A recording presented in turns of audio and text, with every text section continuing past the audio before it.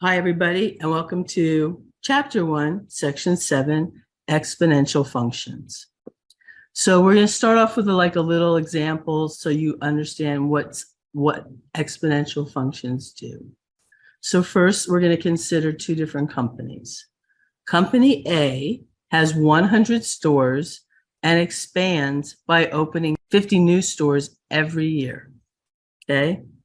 Company B has 100 stores and expands by increasing the number of stores by 50% of their total each year.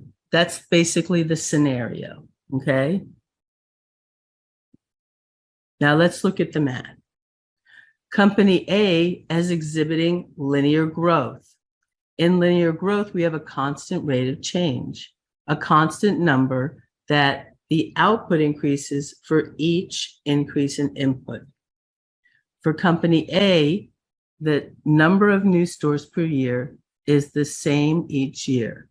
If I was going to write an equation for that, are going to equal our starting point, which is 100 plus 50 times the number of years, because every year we're opening 50 stores.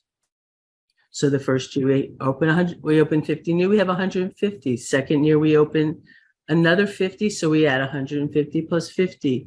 This is a linear function where the rate of change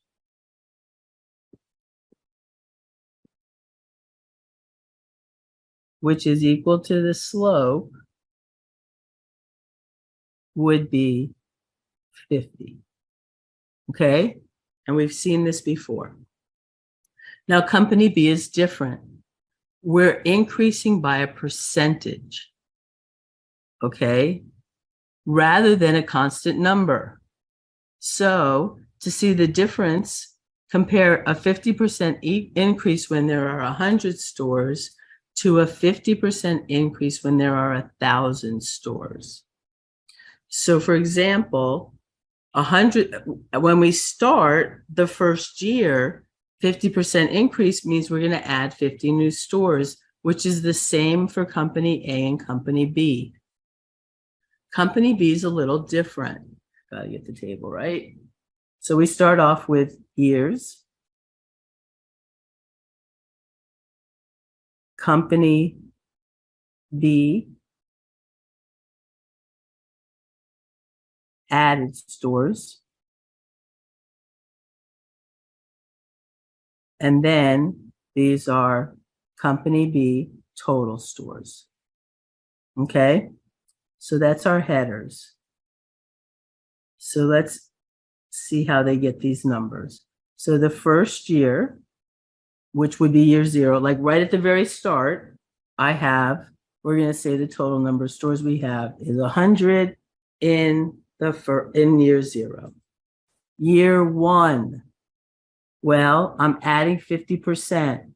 50% of 100 is 50. And I already have 100, so I'm going to have 150 stores, which is exactly what I would have with Company A. In year 2, I have 150 stores. I'm going to add half of that. I'm going to add 75 stores. So I'm going to add 75 stores. And I'm going to have a total of 225. The third year, I have 225 stores. I'm going to add half of that. So that's 112 and a half. Let's just go with 112 because we're not going to add a half of a store. We're going to add these together and we get 337. And we'll go up to year 4. So in year 4, I have 337. Half of that is 168. Actually, I'm going to say 169 because year 3, we didn't add the store. So this year, we'll add the store. It'll even out. So that would make it 169. Let's add that. We get 6, 0, 5. 506. All right, perfect. Look at that. We have 506, and company B has 506. Company A would only have 300 because we're increasing by a certain percent of the total. Okay? And if we look at a graph, this graph is company A. We can see it's linear. It has a slope of 50. Company B is here. Look how fast the growth is. It's going to overtake the amount of stores company A is building very quickly. Look, in year 4, company B has 506. It takes twice as long. It takes twice as long for company A to get to 500. Okay? So exponential growth means it's going to grow really fast. So we're going to say this percentage growth can be modeled with an exponential function.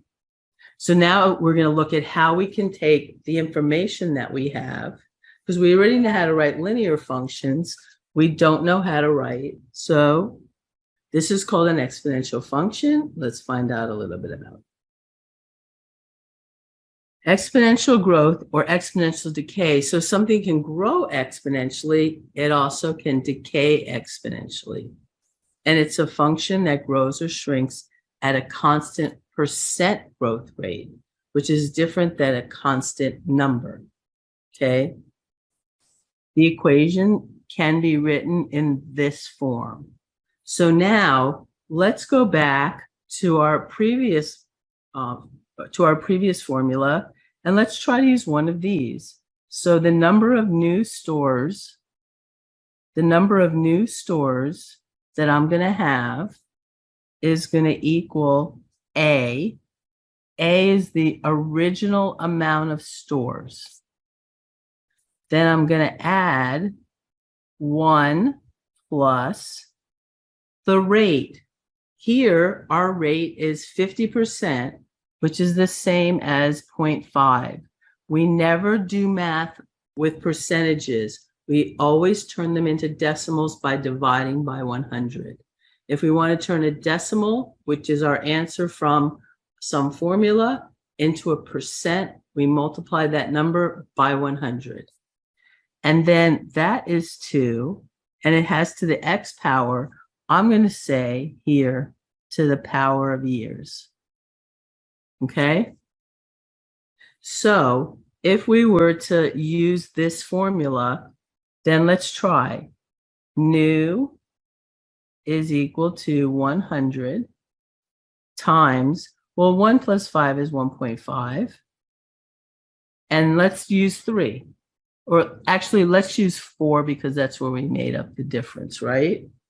So if we multiply those together, we're going to get, I get 506.25.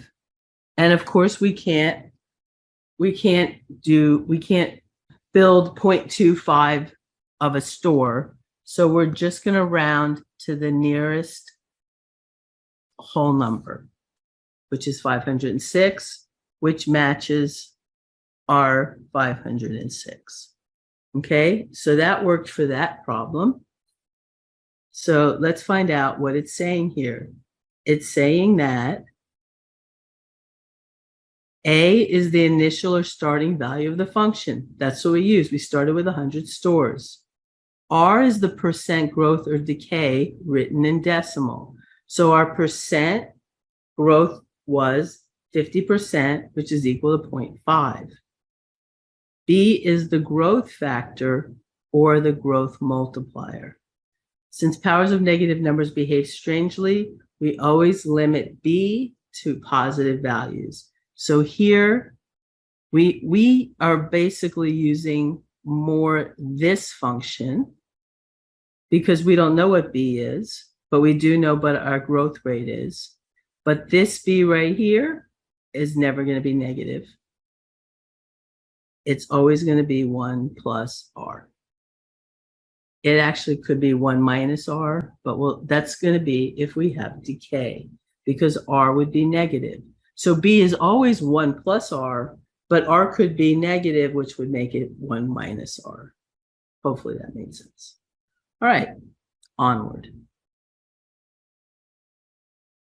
Let's do a couple of examples. So example 1, India's population was 1.14 billion in the year 2008. Its growth rate is about 1.34% each year. Write an exponential function for India's population. So let's do that first. So population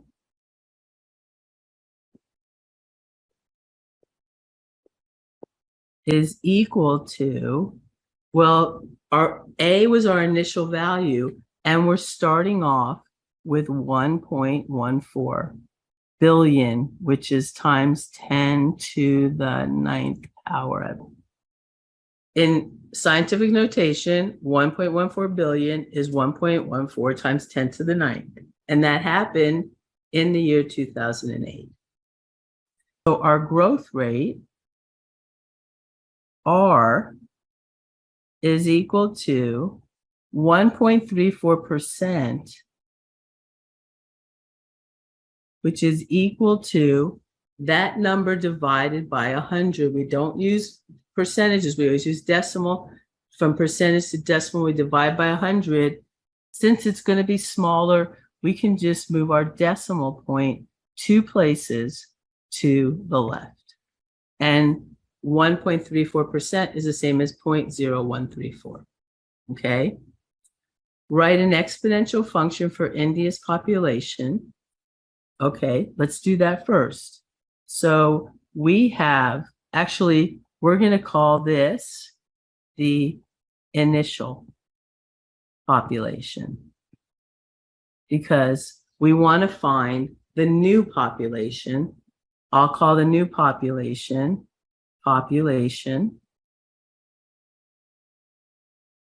and I'll say with a little subscript, new, is going to equal, remember our formula, our initial starting point for population times 1 plus the growth rate, and here our rate is 0.0134 to the year's power. Okay? So this should be right here. This is our formula.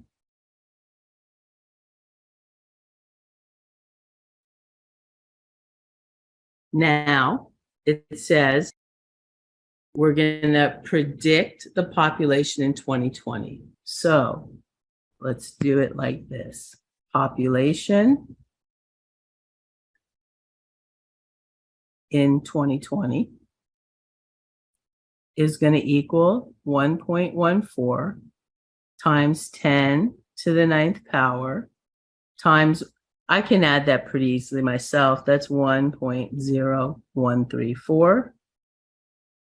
And to the number of years, well, from 2008 to 2020, we could say, here, I'll write down what I'm going to do. 2020 minus 2008. And we're going to get our answer. My population in 2020 is going to equal 1.3. I'm going to say, I'm going to take it to 2 decimal places and I'm rounded to a 4 times 10 to the 9th power. So this is our new population. That's it. We're going to do this example.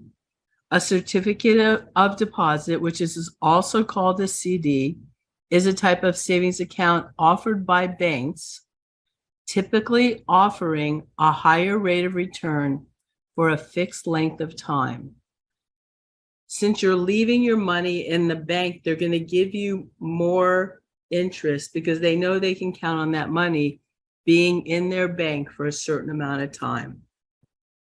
If a bank offers a 24-month CD with an annual interest rate, now notice it says annual interest rate of 1.2%, compounded monthly, how much will a $1,000 investment, so we're starting with $1,000, and we want to know how much it's going to grow to after 24 months. So what we can do is we can use, there's really a couple of formulas that we can use, but we'll use one that says that the accumulated value is equal to the amount I'm starting with, that's the principal, times 1 plus the rate to the power of x. Let me kind of give you a little clue what all these mean again. So A is equal to the amount at the end, basically. P is equal to the present value.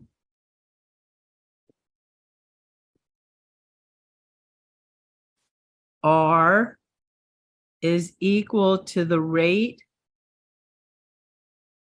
So per always means division, but I'll write it as per time period, because our time periods can change. Okay? And X will equal the time period. Okay? So if we look at it like that, then what do we have? We have the amount, because what we're trying to find is how much will I have in 24 months. So that's A. A is going to equal the present value, which is the $1,000 that I'm going to put in the bank, times 1 plus R. I'm going to work on R in a minute, but X is 24 months. So if we're going to use the time period as months, then we also have to figure out what the rate is per month. So how we would do that is we would say R is equal to, and the first thing we want to remember is that we never use percentages. We always use decimal values. So 1.2% divided by 100 is 0.012. And I'm going to divide that by 12 because that's the annual rate, and we're talking about per month. So that would give me an R value of 0.001. Okay? So hopefully that makes sense. Now I'm going to put it into my equation. I have A is equal to 1,000 times 1 plus 0.001 to the 24th power. And now I'm going to get my calculator. Okay, so after putting it in my calculator, I get A is equal to 1024.2. I have 78, but we're going to round it, since it's money, we're going to round it to the nearest hundredth or penny. And that's how much money I will have. So basically, I start with $1,000.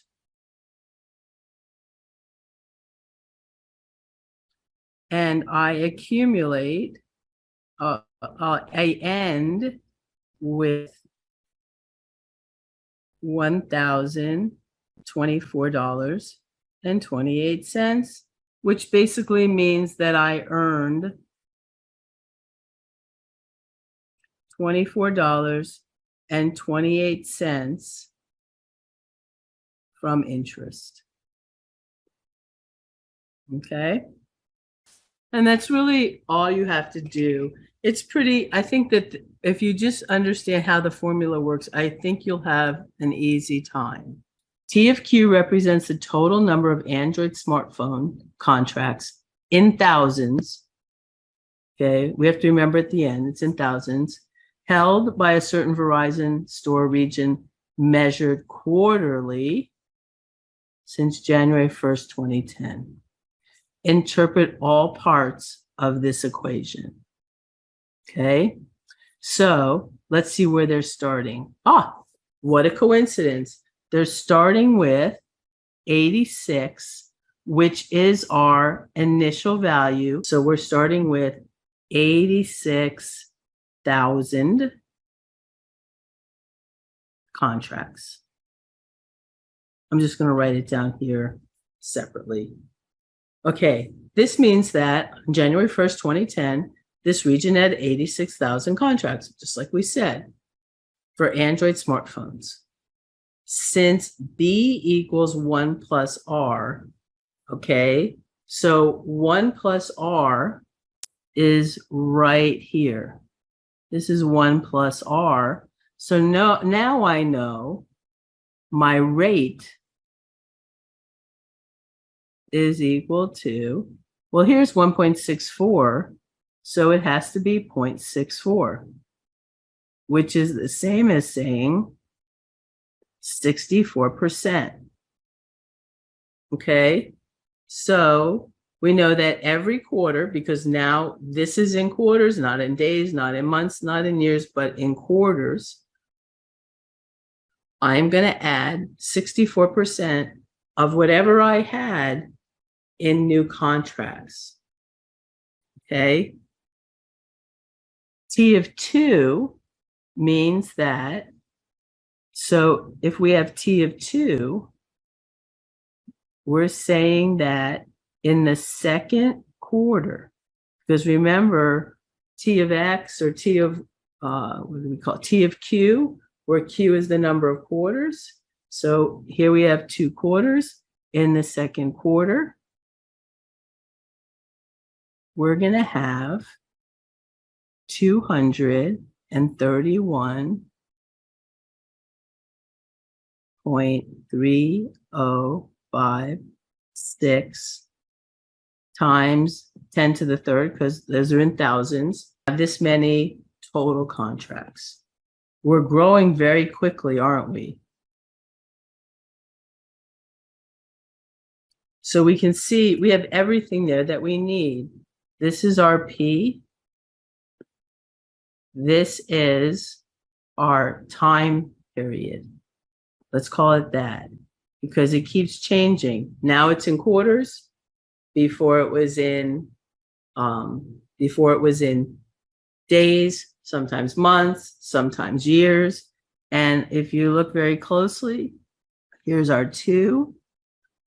That also is our number of quarters. Okay. So that pretty much takes care of exponential functions that are happening at specific time periods. When working with exponentials, there's a special constant we must talk about. It arises when we talk about things growing continuously.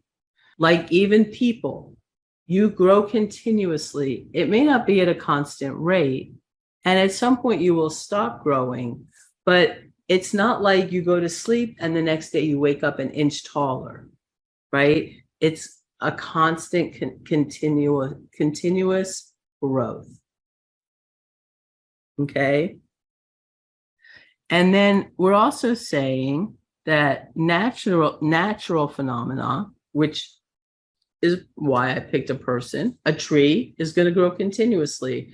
It's not like one day you're going to go out there and it's going to be 5 feet tall, and the next day you can go out there and it's going to be 6 feet tall. It doesn't grow all at once. It grows continuously. Okay. So natural phenomenon like radioactive decay. Now there, decay, we would have a negative rate of change.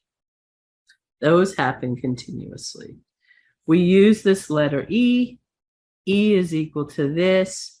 We don't actually, most of the time, we don't actually put that number in. For this calculator, we go to functions, and here's E to the X, or you could type in E, whichever way you like, and that's the E we're talking about.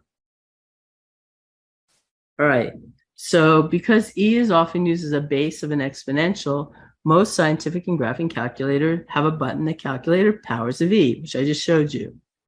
It's labeled E to the X. Some computer software instead defines a function exp of X, where exp of X is the same as E to the X. Since calculus studies continuous change, we will almost always use E-based forms of exponential equations in this course. So continuous growth formula, many of you remember it as A equals PE to the RT. Remember, A equals PERT. So that's how a lot of times when we teach it, we teach PERT. But here it's saying RP is the same as A. It's the starting amount. We have E as our base, R is our rate, and T is our time, just like this formula says. Okay? The only thing different is a lot of you guys know it as PERT. So we have here radium-222 decays at a constant rate, a continuous rate of 17.3%. So I'm going to say my R is equal to negative 17.3%, which is the same as negative 0.173, because we always need it in decimal. And that is per day. How much will 100 milligrams of radium-222 decay in 3 days? Well, we can go back to our PERT formula, or we can call it whatever we want, but our final amount, decay, equals 100 times E. So the rate is negative 0.173 per day, and we want to know how many in 3 days, so we're going to multiply that 3 days. And we're going to get our answer here on our calculator. You can open this calculator wider and things won't be so smushed together, but I'm trying to mostly use our PowerPoint. So we have 100. And I can use E to the X, or I can use E to the power, but E to the X is easier. I'm going to put that, I'm going to go back to my original parentheses, negative 0.173 times 3 in parentheses. So this is how much we're going to have left. So we're going to have 59.51 milligrams of radon 222 left at the end of 3 days. Okay, next example. Bismuth-210 is an isotope that radioactively decays by about 13% each day, meaning 13% of the remaining bismuth-210 transforms into another atom called polonium-210 in this case, and that happens every day. If we begin with 100 milligrams of bismuth-210, how much, so this is the question we're being asked, how much will remain after 1 week? And remember, it's decaying at 13% per day. Okay, so that's all the information we basically need. So we're going to start with our exact same equation. A equals P times 1 plus R to the X. Okay, so we know what P is. P is how much we have now. It's going to be the 100 milligrams. R is going to be our rate. First, we have to turn it into decimal. So that becomes 0.13 milligrams per day. And how much will remain after 1 week? So let's just start. We have A equals 100 milligrams times 1 plus. Actually, it's decaying, isn't it? It's not plus, it's minus. Because here, because it's decaying, our R is negative. You could say plus. You could say plus minus 0.13. And that, since that's per day, X is our time period. We want it for 1 week, which is 7 days. And now again, we just take out our calculator and we find out how much will remain after 1 week. So my answer is 37.725. It doesn't actually tell me what to round it to. We could probably round it to 0.73 or maybe 37.7. It just depends on what we need to round it to. But this will be how much we have left after 1 week. What I want to say is, since this is per day, then X will be in days.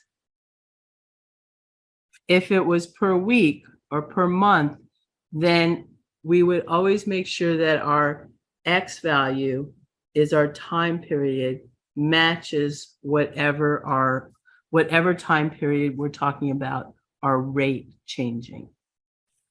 Okay? Graphs of exponential functions. So we're going to start with learning how to graph exponential functions.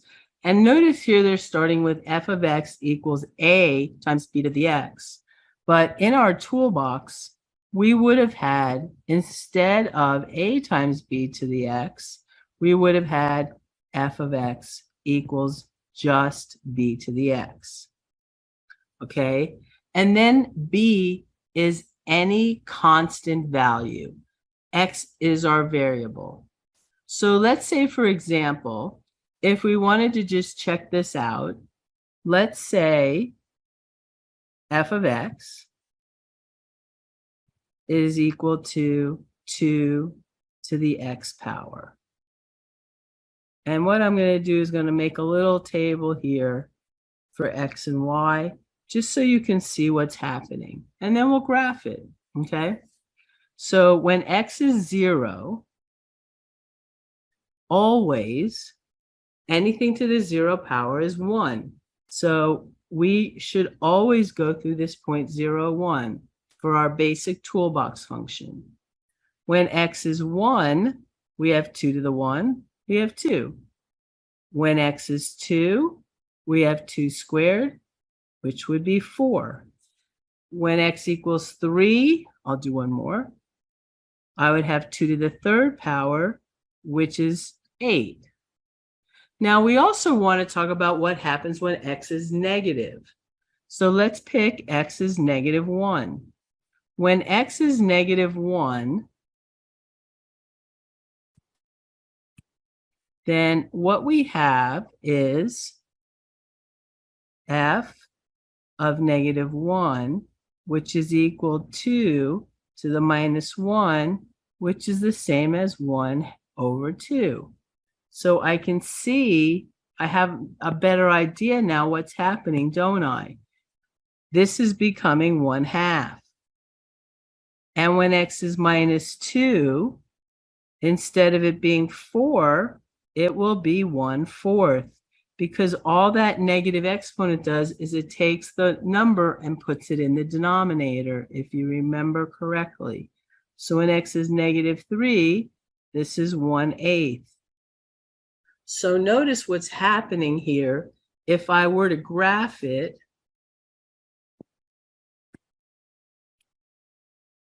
these points.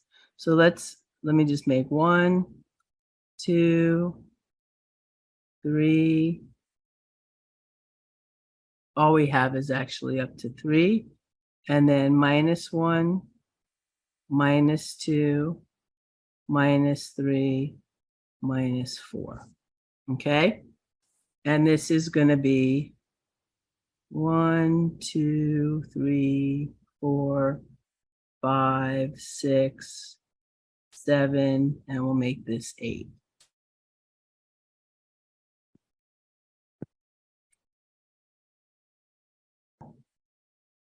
Let's graph it. So we have when x is 0, y is 1. This is always going to be true for our basic toolbox function. When x is 1, y is 2. When x is 2, y is 4. When x is 3, y is 8. And you can see that this function is growing really pretty quickly in the positive x direction. Let's do our negative values. When x is 1, y is going to be 1/2. When x is negative 2, y is going to be 1/4. When x is 3, y is going to be 1/8. And as you can see, what's happening is it's getting closer and closer to 0. These fractions are getting smaller and smaller. And it can never equal 0 because b to the x, there's no way I can make that equal 0. So what we have is we have an asymptote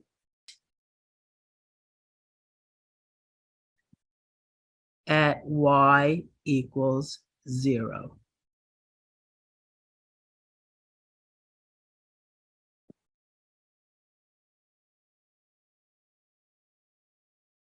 An asymptote means it's getting closer and closer to that, but it is not going to equal that. Think of it like a open circle. Okay? If you have a number line with an open circle, it's going to get, we can get really close to that circle, but we can't land on it. That's the same as this asymptote, except an asymptote has 2 dimensions, x and y. So we have a line, whereas a number line has 1 dimension, so we just have a point. So we have this asymptote at y equals 0. And that's basically how this function graphs. A is a vertical transformation.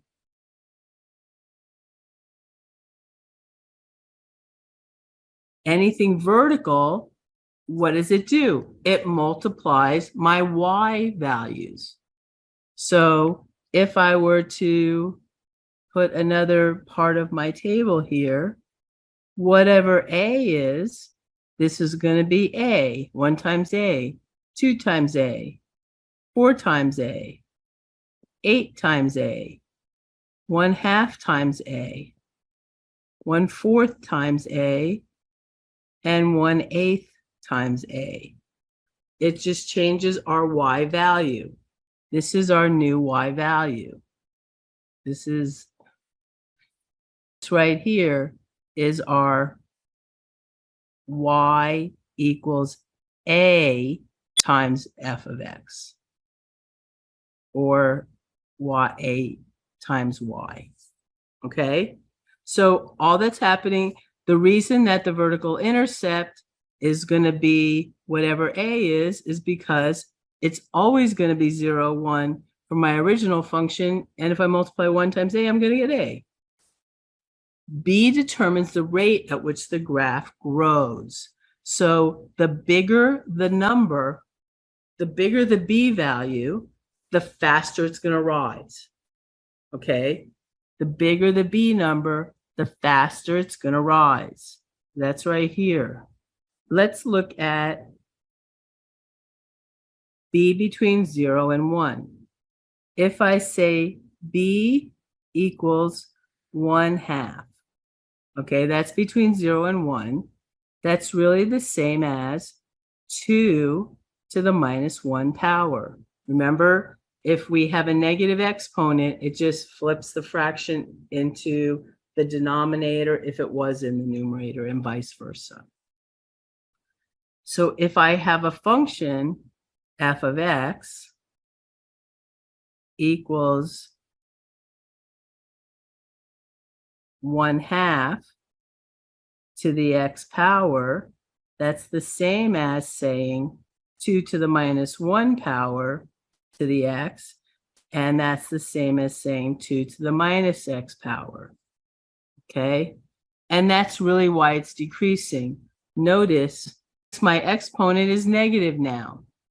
So when we had, but if we have f of x equals b to the x, and it looks like that function, then when x is negative, we have b to the minus x. And notice this is a horizontal transformation. It's actually a horizontal reflection around the y-axis because it's horizontal.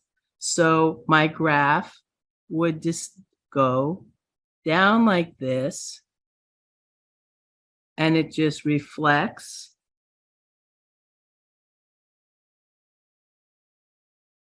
over the y-axis. Now, of course, you're always welcome to make a table, but I want you to understand it's really doing the same thing as all our other transformations we're doing. We still have our horizontal asymptote in the same place. Everything is the same. Instead of increasing, we're decreasing. That's what that next part says. The graph will have a horizontal asymptote at y equals 0. We already talked about that. And the graph will be concave up. So concave up means it's opening up. If you think about, if you look at the black part of the graph, it's opening to the sky, right? Both of the blue and the black graphs are opening up to the sky. If a is less than 0 or a is negative, remember what that does. That's again a vertical transformation that reflects over the x-axis.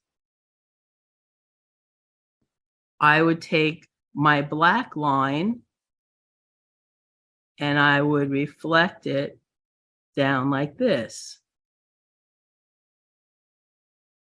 Okay, so let me see if I can write it here.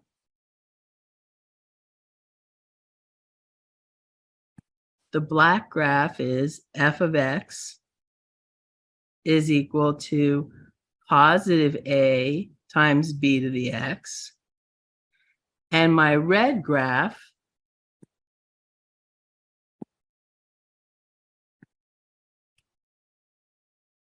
is at minus f of x, because that equals minus a times b to the x power.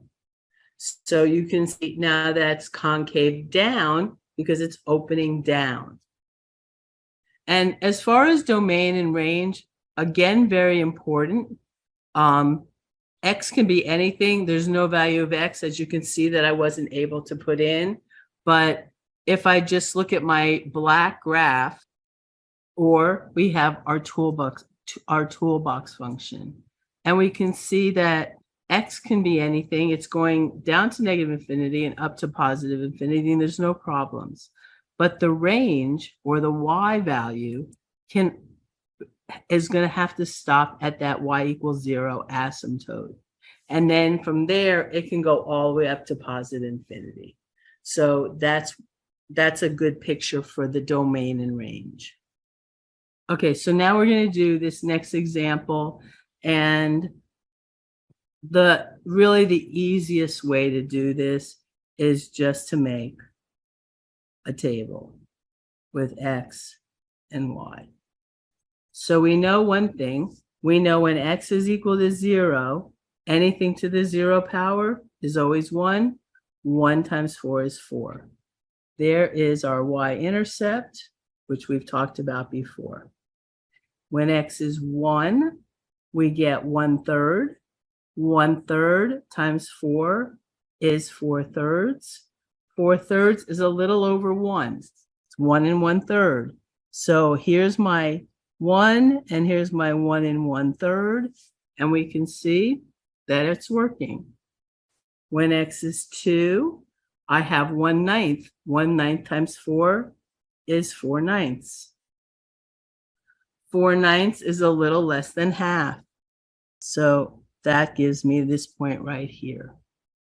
And if I plug in -1, then I get, here, let me just do that over here. So f of -1 is equal to 4 times 1/3 to the -1, which is equal to 4 times 1/3 to the -1, which is equal to 4 times 3, which equals 12. So when it's -1, it's 12. Notice we don't have a 12, but if I did, it would be right there. And that looks about like how it's going to continue. I could try to use transformations, but I think it's too complicated for this particular problem. So I'm not going to. So we have these graphs, and how do we work with them, right? So there's certain things we're going to look for, which I've kind of already showed you. Anything that goes through this 2 point is going to be one of these two graphs. And anything that goes through 4 on the y-axis is going to be one of these two graphs. Okay? We know that for sure. Now, the bigger the number inside, we'll call this B. The bigger the B, the faster it's going to climb. So 1.3 is smaller than 1.8. So this one right here has got to be, since it's climbing slower, this has got to be f of x. And this has got to be g of x, because those are the only two graphs that I was given that go through 2 as my y-intercept. And then the smaller b rises at a slower rate. So f of x is rising at a slower rate. When x equals 2, my f of x is right here, and my g of x is already way up there. So we can tell that g of x is rising faster, which means b is bigger. Now, these two in blue are going to go to those two graphs. But one of them's going the wrong way. Why is that happening? Because this b right here is less than 1. B is less than 1. You do have to remember that if b is between 0 and 1, it's going to start higher and decrease. That's the important part. So this right here has got to be k of x.